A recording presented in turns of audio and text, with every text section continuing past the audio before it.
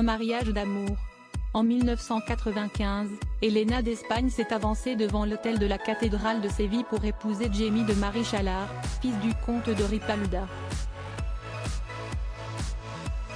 Pour la fille aînée de Juan Carlos d'Espagne et de Sophie d'Espagne, avec ce conseiller financier de profession, ça a été le coup de foudre au premier regard, comme l'a rapporté Núria Tiburcio, auteur de Elena, la Infanta Castiza, à Point de Vue, mercredi 22 février.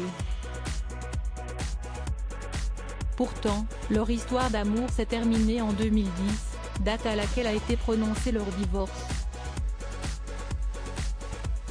Désormais, la grande sœur de Felipe V mettrait un point d'honneur à prendre soin de ses proches, à l'image de son père exilé, mais aussi de ses deux enfants, Felipe, qui a vu le jour le 17 juillet 1998, et Victoria, née le 9 septembre 2000.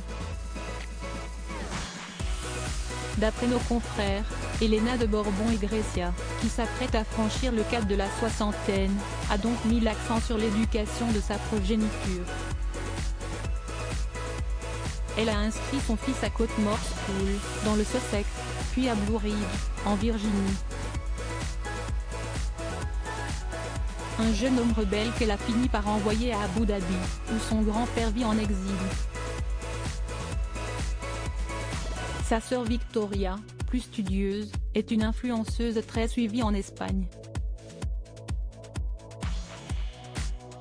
À l'opposé de sa fille, Elena d'Espagne a de son côté continué à cultiver une certaine discrétion, bien que beaucoup d'Espagnols lui vouent une réelle admiration, et auraient même aimé la voir évoluer sur le trône si son pays avait adopté la primogéniture absolue. Interrogée par Point de Vue, la créatrice Agatha Ruiz de la Prada a indiqué que cela aurait été même normal du point de vue du droit des femmes. Elena, qui était l'enfant préféré de son père, est espagnole jusqu'au bout des ongles. Elle aurait très bien représenté le pays. Supérieure à Felipe V, retour en images sur les femmes qui ont compté dans sa vie. Elena d'Espagne, le sens du devoir avant tout. Si elle avance dans l'ombre, Elena d'Espagne a toujours mis un point d'honneur à représenter et à servir au mieux son pays.